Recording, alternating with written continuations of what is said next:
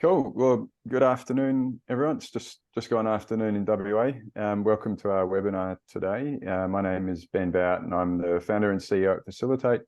Normally based in Perth, but here today in Sydney, joined by my colleagues, Philip Saylor, our Chief Experience Officer based in Queensland, and Simon Yowett, our Head of Partnerships based in Adelaide. Hope you're both well, guys. Hi, yeah, ready to go. Cool. Yeah, very good, thanks. Yeah, good to see everyone. Yep. Well, yeah, thank you everyone for dialing in today. We're incredibly excited to share with you some of our insights about the training landscape and, wanted to talk to you about this emerging category of digital experiential training. So for a bit of context, over the past nearly 8 years now, we've spoken with, literally thousands of learning and training professionals, working within almost all types of organizations, from multinationals, SMBs, government, education, and across probably almost every single sector. And so throughout this period, we've heard their perspectives about the opportunities and challenges that they face, and some clear themes really keep emerging again and again. Such things as increasing pressure on them and their teams to do more with less, younger workers entering their organizations with heightened expectations for what training should be, the opportunities, but difficulties as well that new technologies represent for these learning and training professionals. So, what we wanted to cover today really is a synthesis of our thinking, about how those learning and training professionals out there, among you today that are on the call and others, can look at these challenges in training and to give you a new perspective of how you can lead your organization on a path to delivering really highly engaging, standardized, scalable training in an affordable way, really, for the long term. So with that, I'll just give a very brief introduction about Facilitate for those of you who don't know who we are. So next slide, thanks. So Facilitate, it's a completely no-code content creation platform that empowers the learning and training professionals to create experiential training content. So, although Facilitate's capabilities are applied in a wide variety of training areas, the most common use cases that we see are the things that are specific to organization sites and their processes and their equipment. So, like hazard identification, site inductions, safety training, technical procedural training on equipment. So yeah, we're headquartered in Perth, hence a lot of our customers are in heavy industry, but we also do a lot of work in healthcare and education and growing areas such as aviation, utilities, manufacturing. Manufacturing, particularly overseas. So that's probably enough of an introduction about us. Now to get to the topic at hand. Next slide, thanks. So I think we wanted to start by really setting the scene, as to the current state of workplace training today. Simon, what trends have you seen in the L&D landscape that have led to where the workplace training sector is at the moment?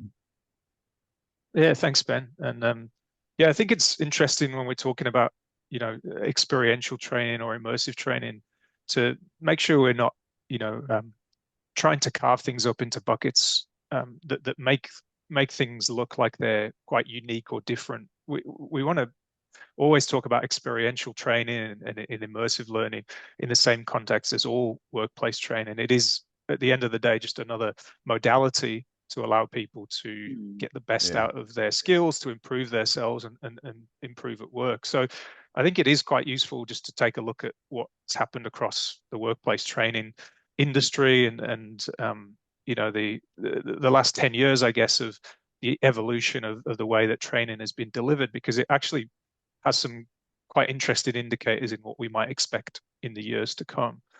For context, like I don't come from an immersive learning background. I come from more of a traditional L&D e-learning background. So I've been able to sort of watch the trends in the industry over the last 10 years with interest. And for me, the most important thing that I've seen is that the evolution of technology and the way that training has been delivered has certainly evolved significantly. I mean, in the last 10 years, from the sort of inception and the rollout into the mainstream of the learning management system and e-learning becoming, by far the most common way that training and learning has been disseminated, to significantly in the last 5 years, incredible changes in the way that even that part of the industry has evolved. But for me, the most interesting part to note is that it's not followed a linear pattern of progression. So, there's a couple of really key reasons as to why that is. It's not going to be a surprise to anyone on the call, but when the COVID-19 pandemic hit, we shifted immediately and saw an immediate global shift in the impetus to online learning. That was an obvious sort of immediate outcome of the pandemic, when lockdowns were enforced on all sorts of businesses globally, all sorts of workforces.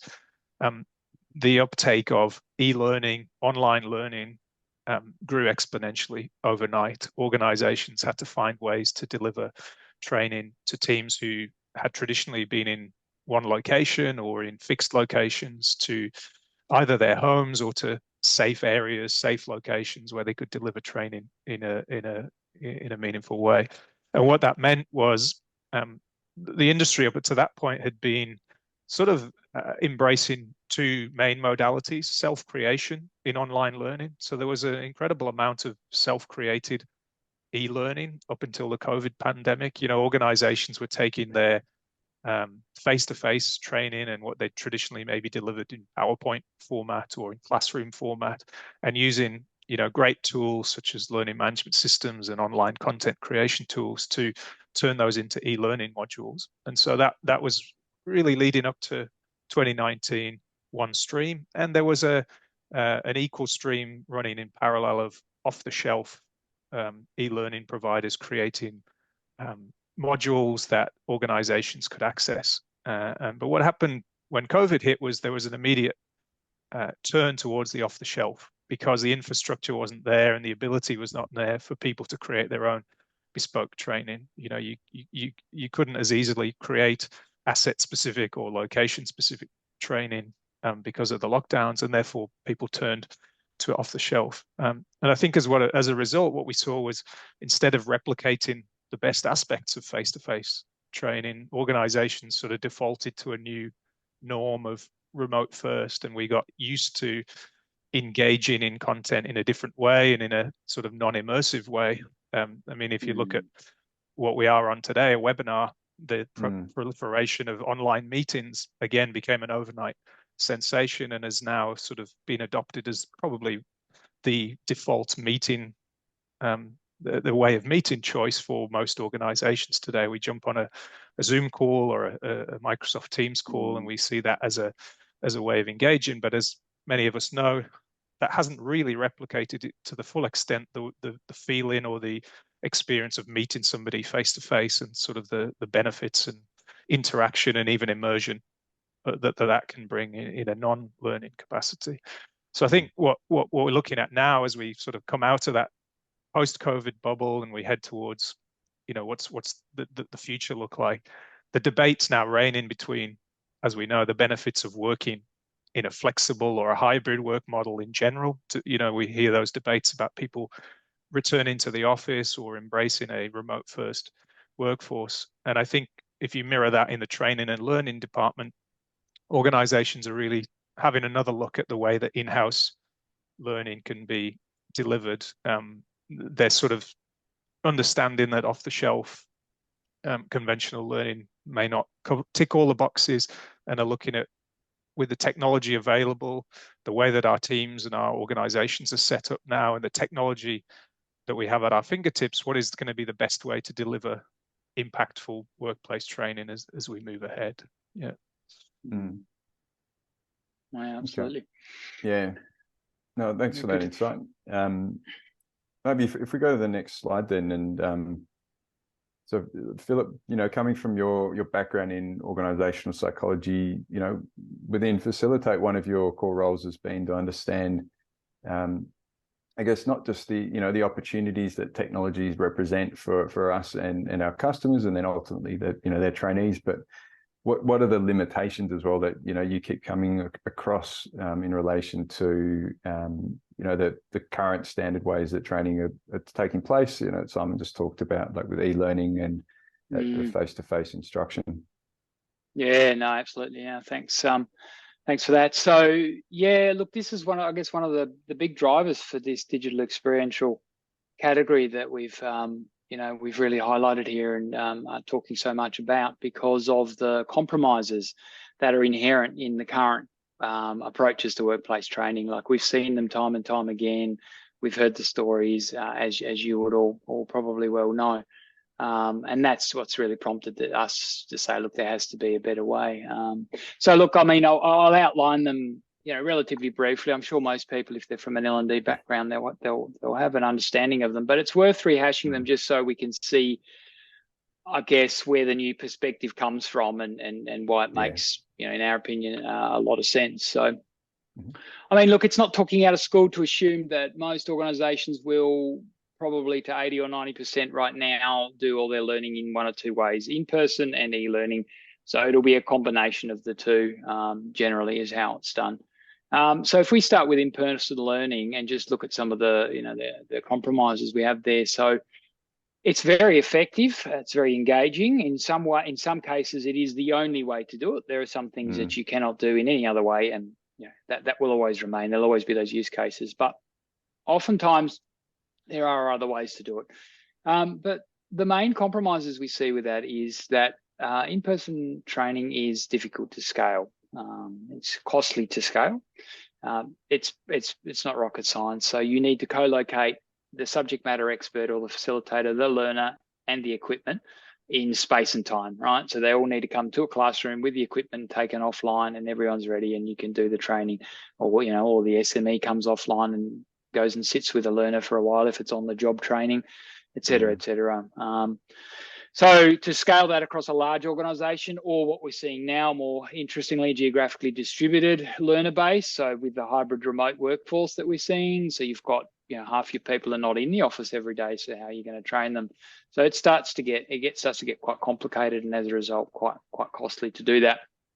And the other part of it is there are simple cost elements to some of the in-person training. So if you have training consumables, or if you have expensive equipment that has to be shut down and taken offline away from production or whatever its normal purpose is, that simply incurs a cost. The other main challenge we have really is the standardization of in-person learning. So especially for large organizations, this is quite important. You have a lot of different facilitators. Everyone has their level of experience and different teaching capabilities. So it can make for quite highly variable outcomes in terms of learning. Again, smaller organizations may not be that important, but certainly medium to large, it's important that there is a standard that is reached. And there's a box that unfortunately can be checked, and rightly so. So the standardization and the difficulty with scaling and the cost in scaling is the major compromises we see there. So I was just going to jump in and add. It reminds me of a customer of ours in the logistics space, and I think this issue is prevalent for organisations that have got remote workers in particular. When they found out after the fact that people were being trained around a certain maintenance task in a different way at different locations, and they only found out once, it was causing operational issues, and they had to recall these locomotives at a huge expense. So I think, the amplification of the issue of standardization is just increased when you've got people in different locations. Yeah, absolutely. Yeah. And the other one is just for organizations that are very asset specific and complex equipment that cannot easily be shut down, and you can't just have a training replica of it because it is such a large and complex piece of equipment. So to take stuff like that offline is just becoming increasingly difficult. So of course the next main one, and as Simon's alluded to, that's increased exponentially in the last 10 years, certainly 5-10 years, is e-learning. So it is a digital form of learning, so it is inherently scalable. It is It's debatable, but it's reasonably affordable. Certainly in most places it will be considered affordable. And it's very easy to standardize. So we're checking a lot of boxes with e-learning, it's a no-brainer why it's had such a strong uptake. However, there is a but, and the major compromise here, again, as you probably all know, is the level of learner engagement, and therefore, as a consequence, the overall effectiveness of the learning. So this has a couple of, I mean, without going into too much details, there are a number of reasons for this. One of them, Simon alluded to, is the generic nature of the content. Now, it doesn't have to be generic. You can create your own e-learning content, which is highly specific, but inevitably, as he outlined, what's happened is a lot of these massive content libraries were purchased, which, had unending ends of content, but a lot of it was quite generic.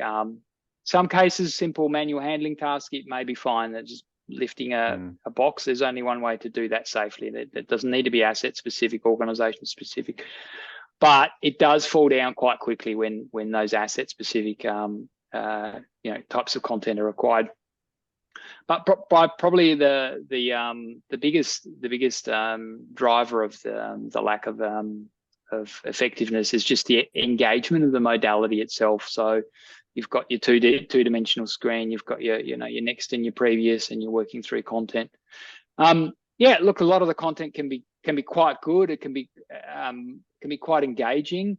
A lot of the self-authoring tools are very effective at allowing you to create that type of content in a quite a quick way.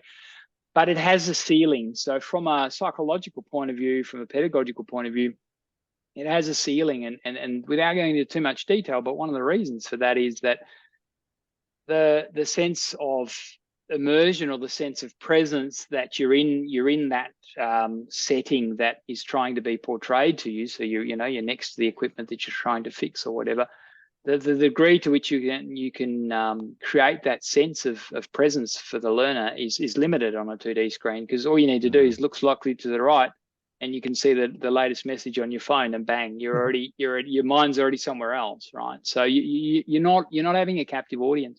Second part is a sense of agency. Sense of agency refers to the ability to interact with and have meaningful control over the outcomes of the experience. This is very important from a learning point of view, because the more you have of that sense of agency, the more you can experiment with pulling the different levers and seeing what feedback you get. That's how we all learn as human beings, and indeed as adults. And again, that is also difficult to recreate in a meaningful way on a 2D e-learning format. And so both of those things really conspire to generally lower the level of engagement and therefore the level of effectiveness.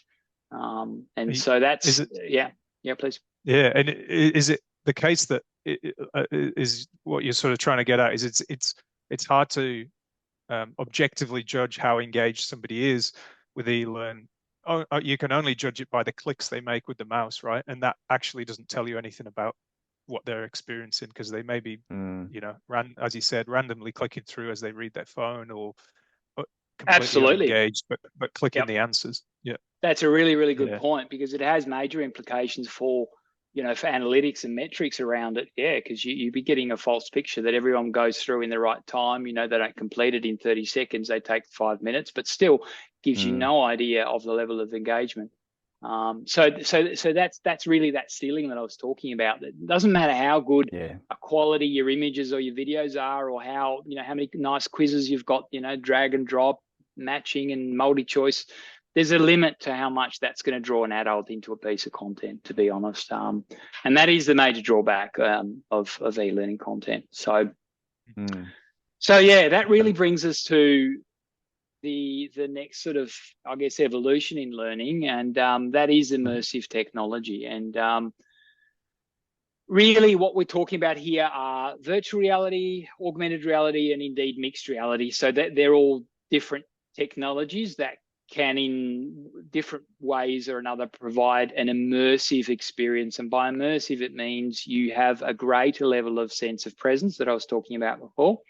And that sense of agency goes along with that. So because you feel like you're there and you have more control over the objects or the interactions that are taking place, the level of engagement drastically increases. And then that has that flow-on effect of retention and fluency and speed to to knowledge acquisition, all those sorts of things that we want learning to do. So yeah, what you're seeing here on the video. Yeah, please. Yeah, you get those anecdotal comments. I mean, again, for full transparency, I first put on a headset probably just over a year ago now. So, not too long ago. And, that stereotypical feeling of once you've been in there and when you take the headset off, having been in an immersive scene or an immersive piece of content, it takes a second to take yourself out of there, because you've actually physically and mentally been in there. As you said, there's a passive nature to e-learning where you could be fully invested, sure, or you could be passively invested, or you could be not invested at all, and you come out of that experience feeling like you've half participated, or you've 3/4 participated. Whereas in these sort of techniques, whether it's learning or just an experience, you physically and mentally go in there, and then you physically and mentally come out. And it's you are fully in there. Whether however you interacted in that scene, you were in there for the period you were there. Exactly, and that's why we're talking about digital experiential training, and the experiential part refers to an experience, right? Adults learn, I mean, not best, but they learn certainly very, very well through experiential learning. And the basis of experiential learning is, as the title implies, the experience. So you have an experience, you have an interaction, you form some conclusions about how the world works based on that experience, and you then try different things, you try different interactions, and then you get feedback, and that loop keeps repeating. So the experience part is exactly what you've just mentioned. That combination of agency and presence and really feeling part of it, that equals experience. Like looking at something on your screen, it can be quite, like a good analogy is a really, really powerful movie. It really draws you in, and you forget you're even looking at television. You're there. That's an experience. But that's multi-million-dollar Hollywood stuff. It takes effort to do that, right? So what these technologies allow us to do is they allow us to come closer to that sense of agency and presence and experience ultimately, but to do so in a much more affordable, replicatable way. That's essentially what the power of this technology does, right?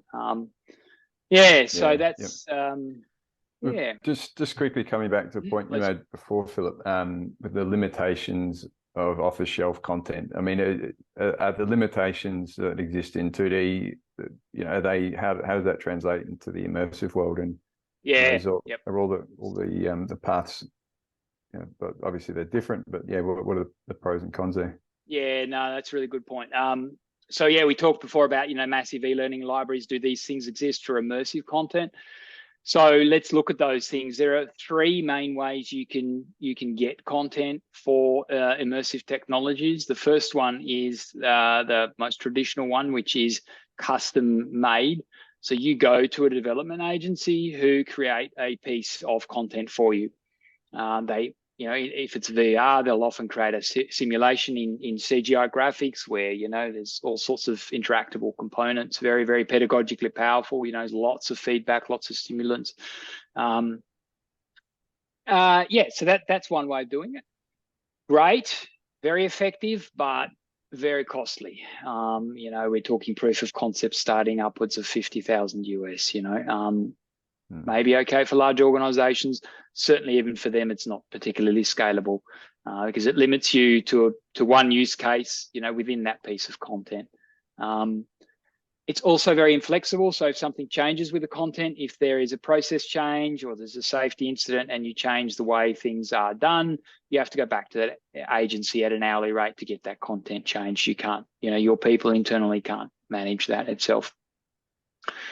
The second other way of getting content is off the shelf. So much like the eLearn libraries we talked about before, there is ready-made content on various topics. The limitations there are fairly obvious. As we discussed earlier, it's generic, so it's not asset specific. So if it's a forklift maintenance piece, it'll be, it may generalize well, but your forklifts may well be different, or your coaching process in your organization may be quite different from the framework that's portrayed in the content. The other thing is that you have very little flexibility. If there's some aspect in it that you need to change, it's actually not even possible often to change it. You'll just purchase the content as it is. So you can't go and change any aspect of it or add to it.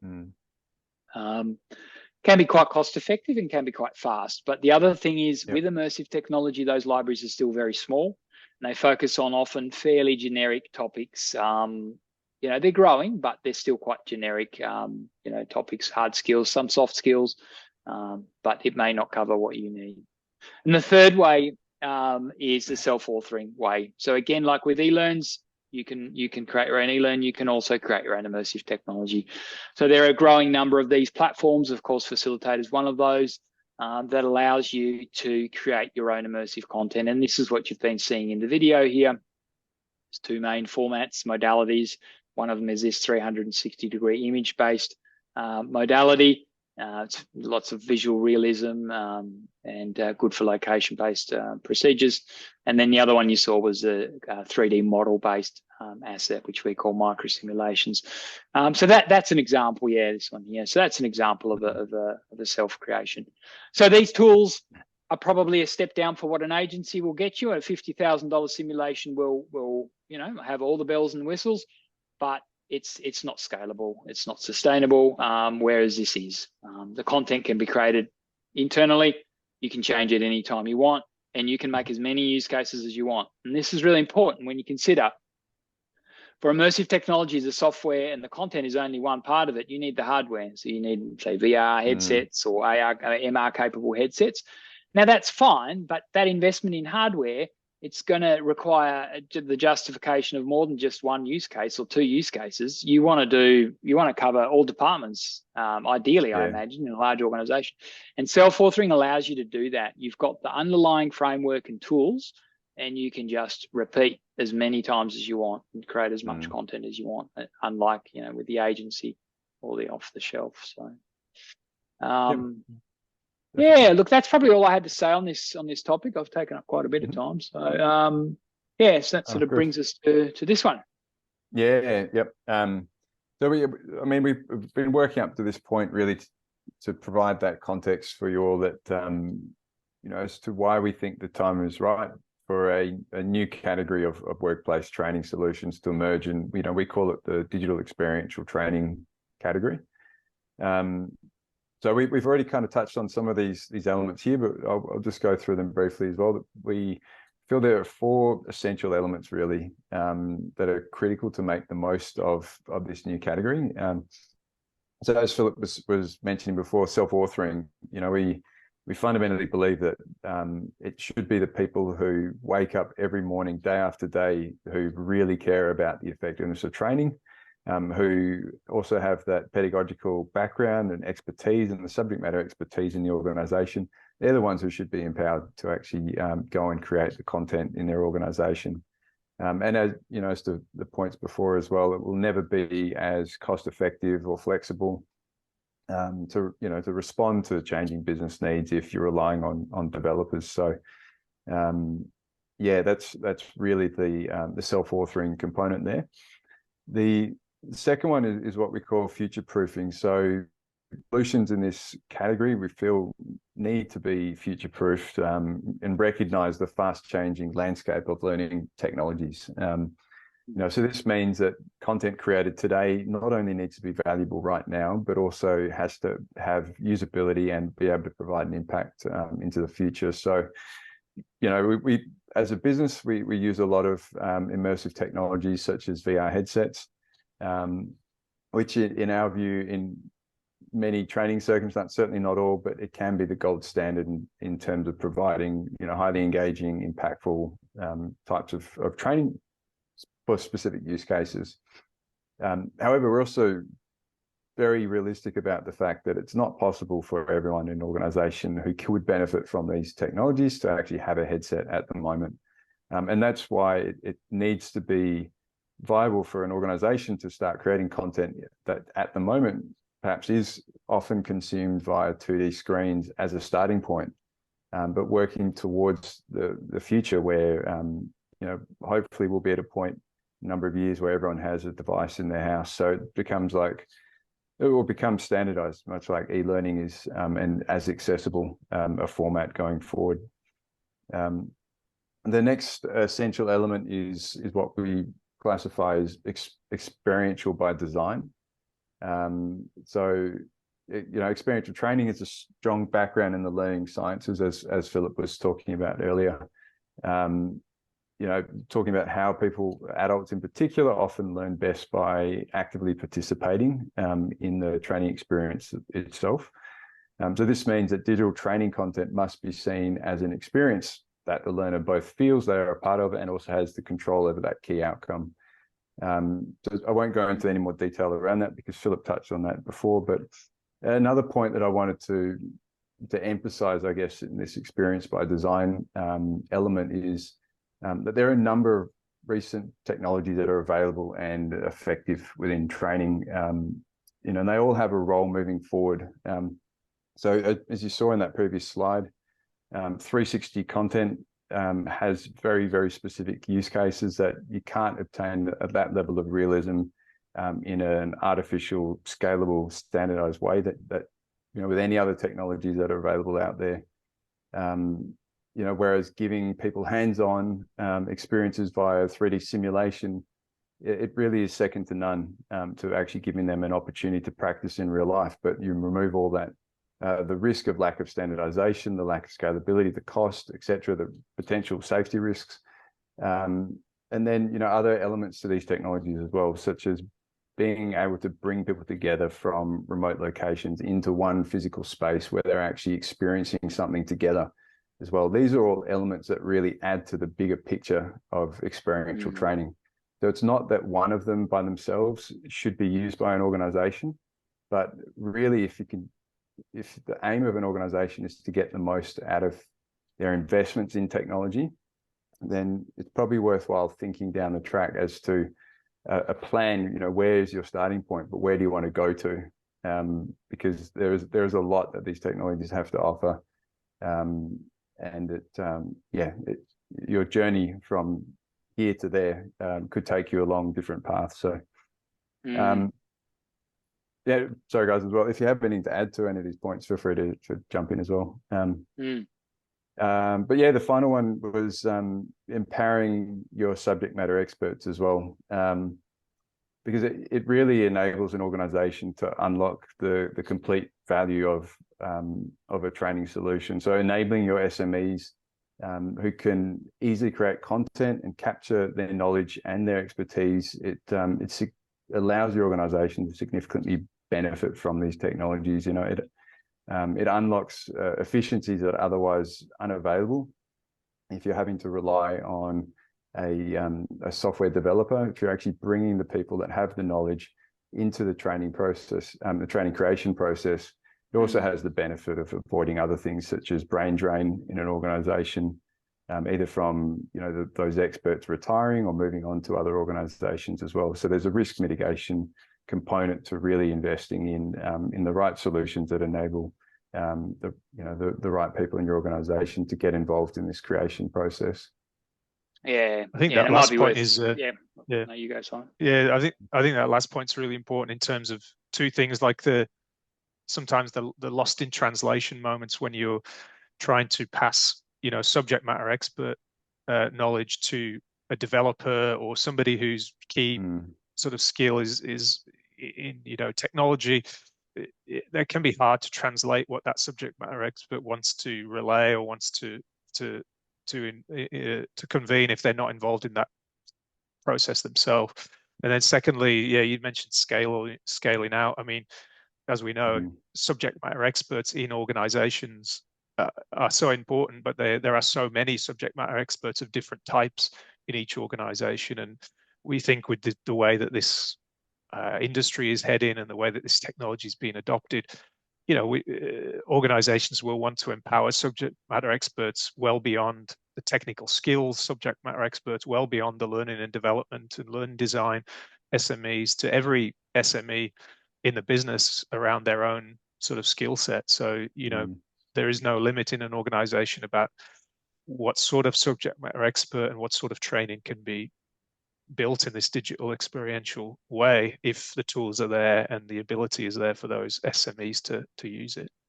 Yeah, absolutely. Yeah. And I'm sure, all of you will be familiar with the choke point of everything having to go through a centralized L&D function, from an organizational development, like design point of view, we know that's fundamentally a little bit flawed.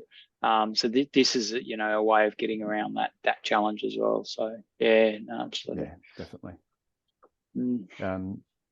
Cool. Yeah, so there you have it. They're the four essential elements that we believe are relevant in the digital experiential training category. So yeah, now we just wanted to cover some examples of how that actually looks in practice, because really to show that this isn't just theory, it's actually being applied today. But yeah, Northern Star Resources, they're an underground gold mining company. They originally needed a way to provide effective site inductions and onboarding processes for new employees. Really in the context that PowerPoint inductions fail to engage people, as we talked about before, with results of low knowledge retention, whereas, the other option for them really was in-person inductions, which are incredibly expensive, difficult to scale, and sometimes impossible in certain areas of underground mines due to safety constraints as well. So they turned to self-authored VR content as a means to empower their safety training manager to create highly contextualized content, and this was able to capture this individual's decades of experience in the industry, leverage their knowledge around the specific operational environment, and they did this via creation of a series of 360 videos and images within multiple underground mines, then used our 360 scenario creator to add interactive elements within the training content, and the results tying back to their existing learning management system. So they've been able to reduce the time, the cost, and critical to them, the risk of new green starters in industry who'd never operated in that environment before, but now they can give them a very realistic, very powerful way to contextualize what it's going to be like in that environment, facing risk that they've never come up against before. Yeah, an interesting point there I can just add is what they've done is for the green starters, for the people that are starting within the organisation. But you can easily see how you could shift that backwards in the HR process and put it as a realistic job preview piece. And you can select out people that are going to cope with being kilometres underground. Right, it's a unique working environment. And there's a lot of wasted resource. Everyone knows it. You hire people and 3 weeks later they go, this is just not for me, and everyone's wasted their time. So you can just simply use that same content, tweak it maybe a little bit, show it to people when they say, hey, I want to work for you. And then they go, do you really want to do this? So again, multiple uses of the same content. There's that flexibility we're talking about.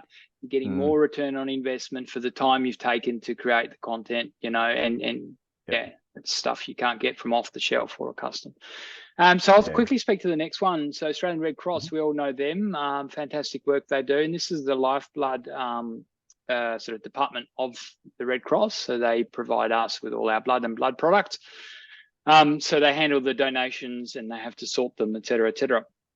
So quite technical medical or health sort of procedures that are involved. And what they did was they had 2 challenges. So one of them was the understanding of the process from when blood, once it's taken out of your arm, it goes into a little baggie and it gets sent to the processing centre. What happens from there until it's ready to be used? And they wanted to convey that across the organisation, so everyone had an understanding. That was their core business, right? They wanted everyone to know what that core business was and how it works. And that was difficult to do during COVID because they used to do in-person tours of the processing facility. But again, you can see cost, even COVID aside, cost, scalability issues. But during COVID, it wasn't possible at all.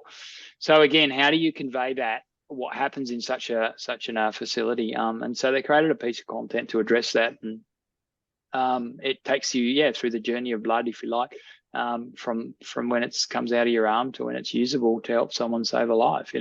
A very immersive experience, and people, the new starters walk away with a good understanding of the type of support they need to provide, be they working in L&D or HR or operations. And then they also did a second piece of content. So this was a more intricate one. So this involves the sampling and testing of blood. It needs to be tested for various things before it can be processed. And it can be quite an intricate process involving a number of steps that have to be executed in the correct order. So a very classic procedural learning use case. And they used our microsimulation functionality to achieve that. And it was very hands-on. You're reaching out and picking up things and manipulating objects and following the process. So, it's a good example of getting a much more bang for your buck. They've invested in the headsets, but now they've straight away already got 2 use cases covered, 2 different modalities, all within the one approach. So, early days yet, but they're just about to roll it out to learners in the next few weeks, and we'll certainly be doing a case study and keeping you guys posted on how that goes. Yeah, great. And the final example here that we wanted to discuss was the WA Department of Fire and Emergency Services. They really face the daunting challenge of providing effective training for incredibly high risk situations. To around I believe it's 30,000 volunteer firefighters across Western Australia. And so for those of you who are viewing this who aren't from Australia, Western Australia is roughly, I think, the equivalent size of a quarter of the entire United States. So it's a huge landmass that this one organisation has to help train, tens of thousands of volunteers who have day jobs as well. So really varying degrees of skill and expertise in this area as well. They get it wrong, obviously the consequences are pretty obvious what they could be. The alternative options for DFES, we call them, have been to use e-learning, which just isn't able to provide that level of realism required to simulate circumstance, for example, like being in the middle of a fire or carrying out emergency procedures. Or the other option really was getting volunteers to attend the central training facility in Perth. And when you're talking about a landmass that size with that volume of people, there's just absolutely no viable way that's possible at all.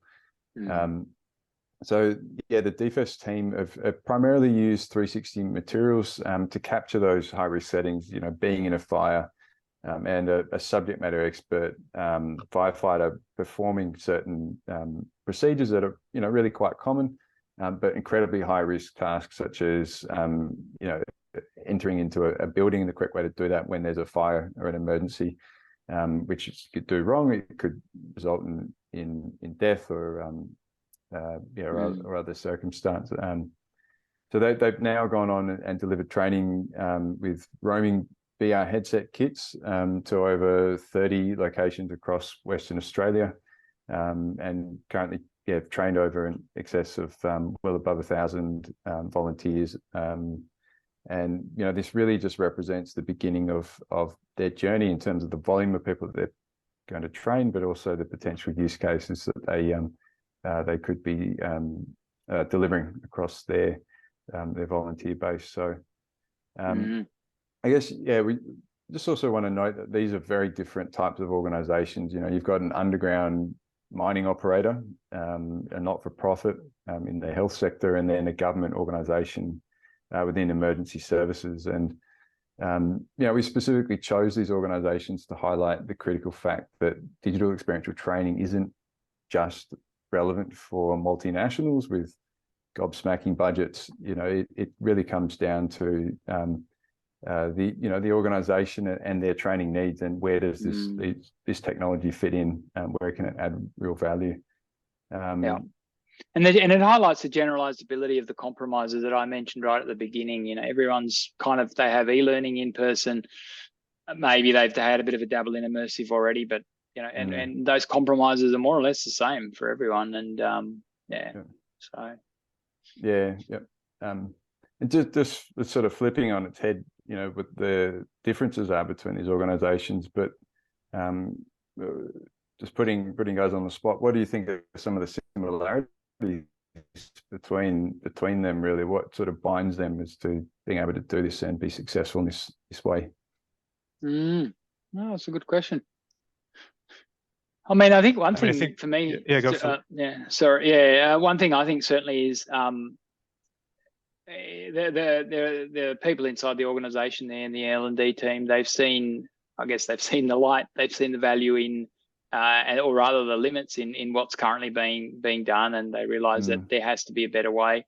That is certainly something that they've all, that will unite them, definitely, that they've seen there's a better way that needs to be done, and they've stepped into that space and had a go at it. Instead of, it's all too easy to do business as usual, isn't it? You know, well, we'll do another e-learn. Yeah, we know it's not that good and people don't like it, but it'll check a box. Yeah, it'll check a box. But, you know, these guys have said, no, we can do better than this. And they've had a go, and it's working well. So. Cool. Move on. Yeah, is it maybe time to have a look at the product in practice? I might stop sharing, and Philip, if you don't mind sharing your screen and sort of showing us do some live demoing, how we can get in. Yeah, for sure. All right. So let me know if that's come through. Yeah, thanks. Yep, perfect. Yeah, great. All right, let me hide this little Zoom thing. Cool. So, we're in the back of the platform, and look, I'm just going to take you through a really quick journey of creating something in 360, just to give you a sense of the complexity that's involved, or lack thereof, rather, in doing something like this. So I go to my 360 scenarios, create new, create from scratch, and off we go. Let me just move this down here. Cool. All right. So this is the easy bit, the title. Put that bit in. It's spelled wrong, but anyway. Yeah, we can do some tagging, you know, some sort of, content sort of allocation. Depending on the complexity that you want to go to, you can filter and sort your content. But let's jump into the nuts and bolts of it. So I'm going to jump into some of the images that I've got, some of the 360-degree images that I've got. I'm going to add one of these scenes. So here we are. We've got the scene. We're going to call this the welcome scene. Let's add another scene. Yep. There we go. Sorry, it might be a little bit of lag with screen share at times. Let me just do that again, so you can see that. Yeah, so I can select from videos or images here. In this case, we're just going to go with images. And I can again jump into these ones. So here we are. We can see here there's a 360-degree image of this is a tire fitting outfit. And we can see here the front of the shop. So I'm just going to put a little welcome hotspot in here. Going to make it a text hotspot, and I'm going to say, let's take it down a bit so you can see that. Yep.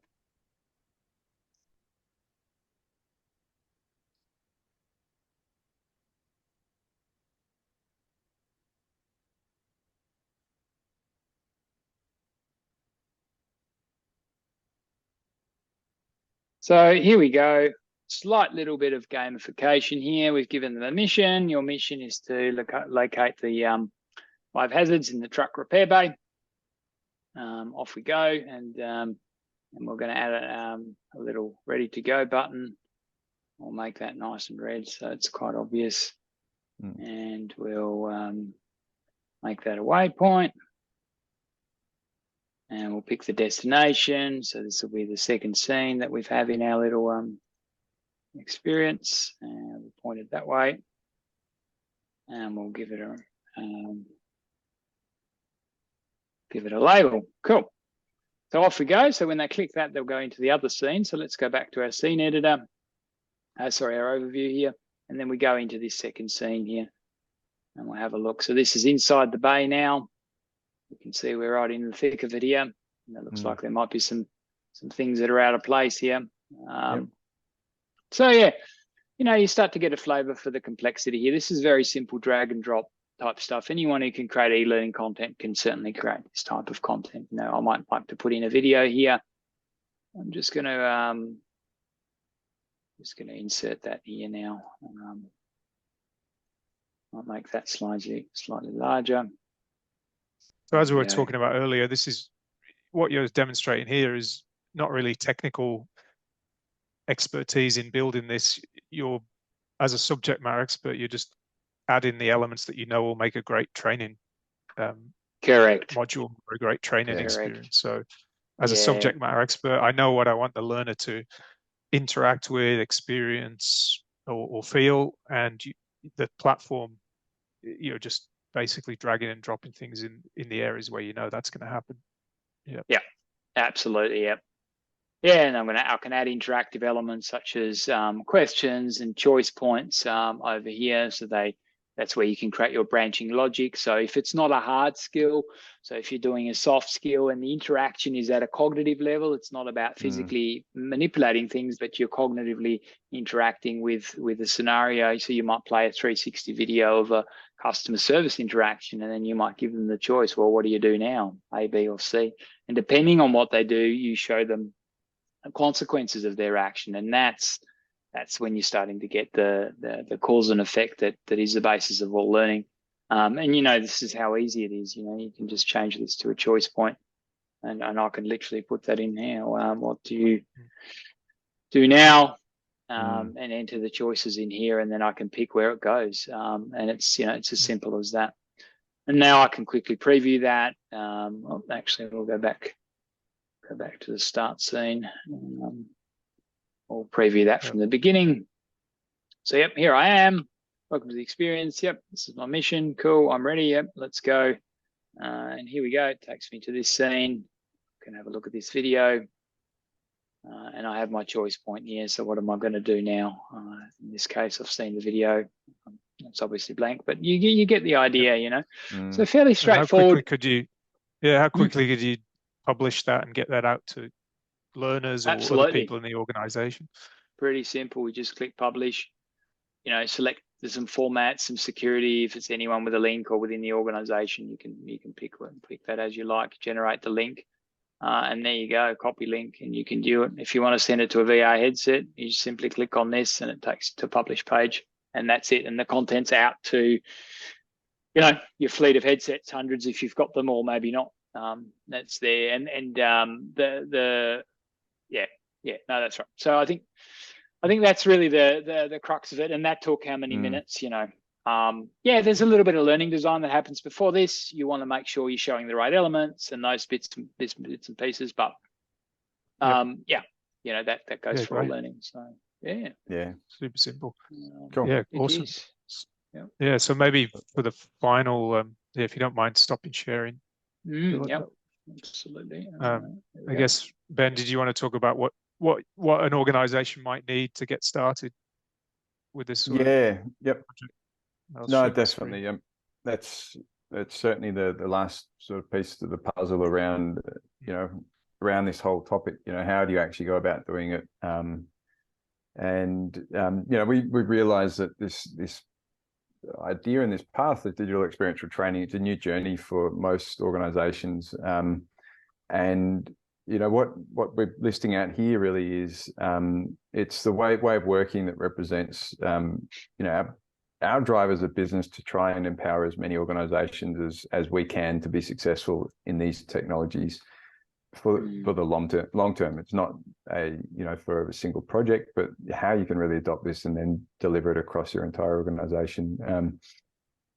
Just from a commercial perspective, and this isn't an ad, it's just really kind of wrapping up, our version of how we think is best to do this. We have what we call a starter pack, which has the different types of components. So the hardware that you'd need to run your content on, so different immersive headsets, a 360 camera to capture your assets via the actual creation tools that sit within the platform itself to help bring your experiences to life. which are then consumed by your trainees on the applications themselves. It's set either on the headset, a desktop application, or as we showed before, Philip, a browser link, so easily accessible just via any browser that people are typically using in workplaces these days. And yeah, to help administer any sort of XR hardware in particular, we usually recommend a device management system, such as Quest for Business with the Meta devices themselves. And then really importantly, to wrap it all up together, again, recognizing that this is a new journey for most organizations. We include a training package, really, that where we provide a training course for your team to go through, and our team act as really guides that that help your content creators upon this journey. So you can call upon us at any time to assist you throughout this initial creation journey itself. Just on that side, guys, have I missed anything there, or that kind of captured it?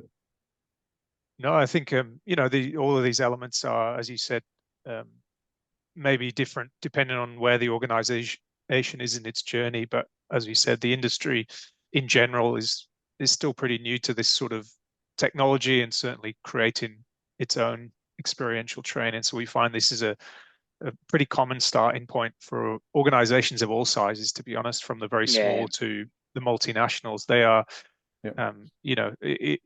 in terms of their own creation journey, looking at something like this as everything they'll need to start creating as quickly as Philip showed you earlier. I mean, as we've highlighted, having your use cases, having your training needs and the outcomes that you want to deliver is the most important thing. And once an organization has that, they can very quickly get to the point of rolling out training, testing it, and based on the feedback they're getting from it or the effectiveness of it, the beauty is, as Ben alluded to earlier, it can be amended, edited, improved as you go along. It shouldn't just sit in its same form for here to eternity.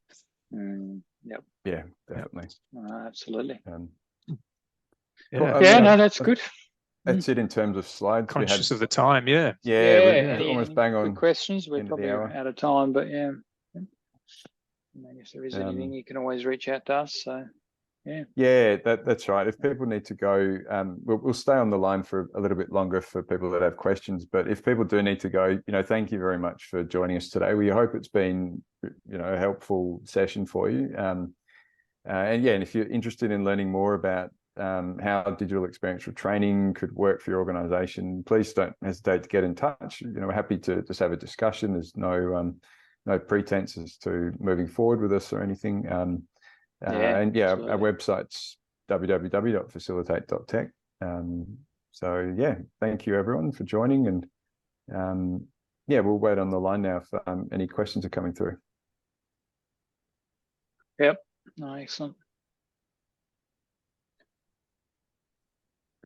We've got quite a bit of material in our blogs on our on the website as well around this DET concept. So if you are interested in just unpacking the logic underneath that, we've given it a fairly high level going over here, but there's quite a bit of substance to it. You'll see yourself. We've got our ebook as well, so that's all available from the website. It goes into quite a bit of detail about the logic underlying that, and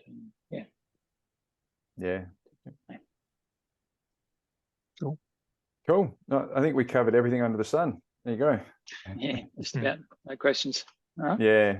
Okay. Awesome. Well, thanks everyone. Have a good rest of the week and speak soon.